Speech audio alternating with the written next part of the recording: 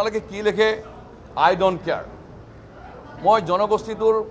পৰিচয় মোৰ বিশ্বজিৎ ৰায় মোৰ নিজস্ব কোনো আইডেণ্টিটি নাই আক্ৰাছো মোৰ আইডেণ্টিটি জনগোষ্ঠীৰ হেৰি যে সেই জনগোষ্ঠীটোৰ যদি প্ৰাপ্য ন্যায্যপ্ৰাপ্ত আদায় কৰিবলৈ গৈ কাৰোবাৰ যদি আক্ৰমণৰ বলি হয় তেতিয়াহ'লে মই নিশ্চুপ হৈ নাথাকোঁ সেই যি মজিয়াতে নহয় ডেফিনেটলি তাৰ মই প্ৰতিবাদ কৰিম আৰু মুখ্যমন্ত্ৰী মহোদয় তাৎক্ষণিকভাৱে ইয়াৰ প্ৰতিক্ৰিয়া প্ৰকাশ কৰিছে দুগৰাকী আৰক্ষী বিষয়াক ৰিজাৰ্ভ ক্লজ কৰিছে উচ্চপদস্থ আৰক্ষীসকলৰ বিৰুদ্ধেও তদন্ত ঘোষণা কৰিছে তাৰ কাৰণে মই মুখ্যমন্ত্ৰী ডক্টৰ হিমন্ত বিশ্ব শৰ্মাক মই ধন্যবাদ জনাইছোঁ খোলাখুলি কওঁ ৰাজনীতি ক্ষমতা লাগিবই ক্ষমতা থাকিব লাগিব ক্ষমতা অবিহনে ৰাজনৈতিক দলৰ যথাৰ্থতা নাই গতিকে আজি বিজেপি দল আহিছোঁ মোৰ জনগোষ্ঠীৰ মানুহে নিশ্চয় আশা আকাংক্ষা কৰে দলটোত যোগদান কৰিছোঁ নিশ্চিতভাৱে প্ৰাৰ্থিত্বৰ কাৰণে আবেদন কৰিম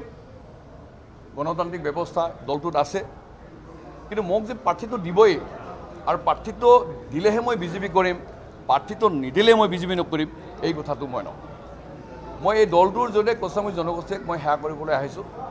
প্ৰাৰ্থিত্বটো মোৰ ছেকেণ্ডাৰী কথা দিব পাৰে নিদিব পাৰে উপযুক্ততা থাকিলে তেওঁলোকে হয়তো দিব আৰু উপযুক্ততা যদি নাই বুলি ভাবে তেওঁলোকে নিদিব তাৰমানে এইটো নহয় মই ব্যথিত মই নহওঁ যে মোক প্ৰাৰ্থিত্ব নিদিলে মই দলটোৰ পৰা আঁতৰিম মোৰ যিসকল সমৰ্থক আছে তেওঁলোকক মই নিৰাশ কৰিব নোৱাৰোঁ তেওঁলোকে যদি মোক কয় যে আপুনি প্ৰাৰ্থিত্ব বিচাৰিব লাগে তেওঁলোকক সন্মান জনাই ডেফিনেটলি মই প্ৰাৰ্থিত্ব বিচাৰিম আৰু এইটো নিশ্চিতভাৱে দলৰ হাইকমান আছে তেওঁলোকে বিচাৰ বিবেচনা কৰি